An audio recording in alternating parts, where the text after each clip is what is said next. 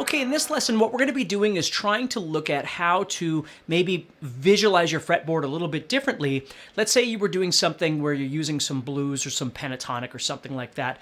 And what I want to help you with is one of the most important things to learn how to do is to envision your fretboard or revisualize your fretboard. And so what we're going to be doing today is I'm going to take a simple A minor pentatonic idea and I'm going to show you how I expand it in my head and with my fingers, and maybe that will give you some more creative ideas as well. So what I'm going to do is I'm going to be an A minor pentatonic, but I'm actually going to be starting up on the fourth position.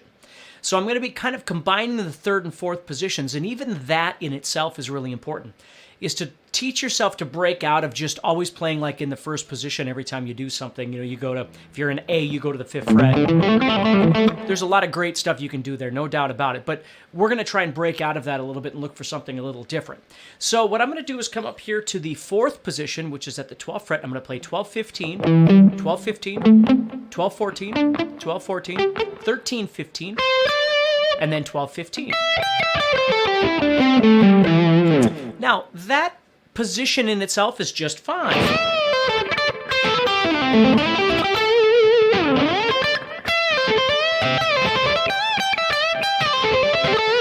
You know, I hear a lot of Stairway to Heaven in that position and that kind of soloing. So there's some really good stuff there, but let's expand that a little bit and start trying to think of some other things that we can do. So one thing that I'll do, of course, is start adding in some blues notes, right? So if I know where my A is, I can go 1, 2, 3 notes up the pentatonic, and that's where my blues note's going to be. But more importantly, it's right there, and that's really important for me because I'll use that note. I'll either slide to it,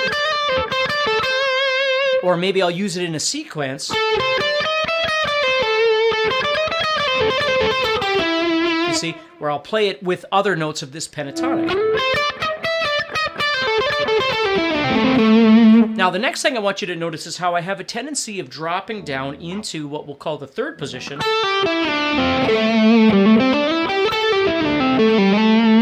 And I like to do that instead of playing, because this sounds so blocky to me,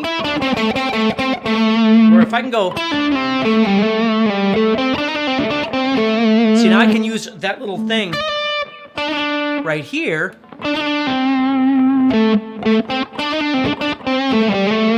little slides and things like that that I can do with this position that I couldn't when I was sitting here. You know, it's hard to make that sound very musical, other than, you know, that sort of thing. But if I use this little extension down here, it actually sounds quite nice. Okay, so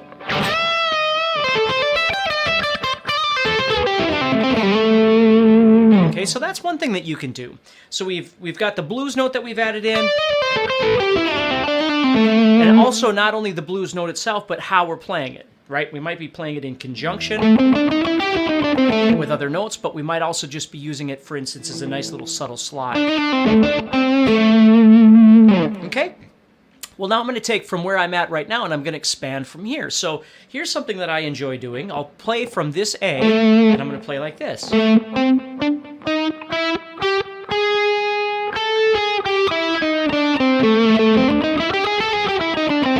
Now, what I've done is I'm playing the 4th position, if you will. Excuse me, 3rd position.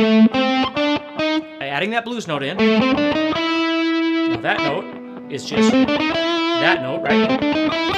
That's still pentatonic, but this note is new. This is an unusual note. It's just a passing note that I'm adding in, which is connecting to this. So it's basically making a 12, 13, 14, just like I did there with the blues note. And I'll do different things with that little shade there as I'm playing. And then what I'll do is for here, down in this little block that I got down here, I'll use that major 3rd. So I have... So let's say I'm doing more of a Jimmy Page kind of thing up here.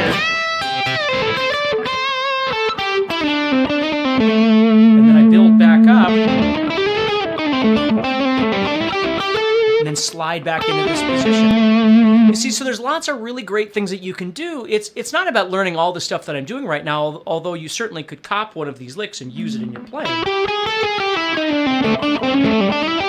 What I want you to be aware of is how I'm thinking about where I'm placing these things, not the fact that, you know, in mathematics, all these things exist all over the fretboard. That might be true.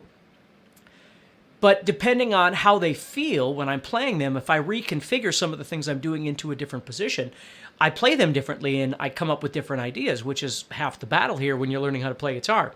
So I want you to think about that a little bit, moving from here, adding that blues note in. Whoops, sorry. That little lower extension here. And then this new build coming up this third position. And just how you could take this.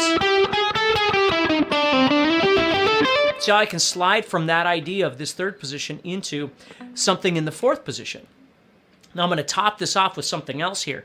I'm going to go to the top of this position, this third position.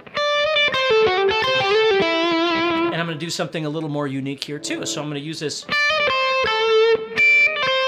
So I'm using 10 and 11, and notice the 11 is just kind of a passing note. And then I'm heading over here to this 13, which is pentatonic. Okay. And then I follow that up with those notes right there, 11 and 12. Now again, that 11 really has no purpose of being there other than it's just a passing note. I'm just exploring colors and sounds with notes. But see how that uniqueness of that 11,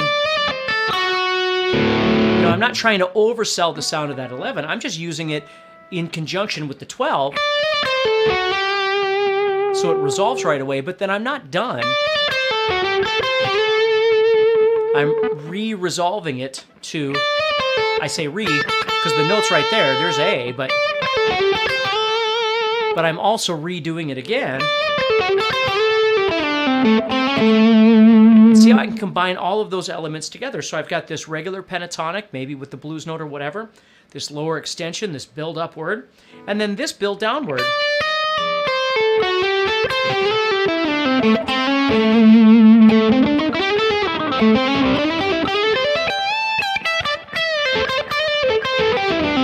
You can just come up with a ton of different really great ideas inside there. So again, take some time with it. Don't just look at the tab and try and, figure out everything that I'm doing, because I don't even really know what I'm playing. I'm just screwing around here.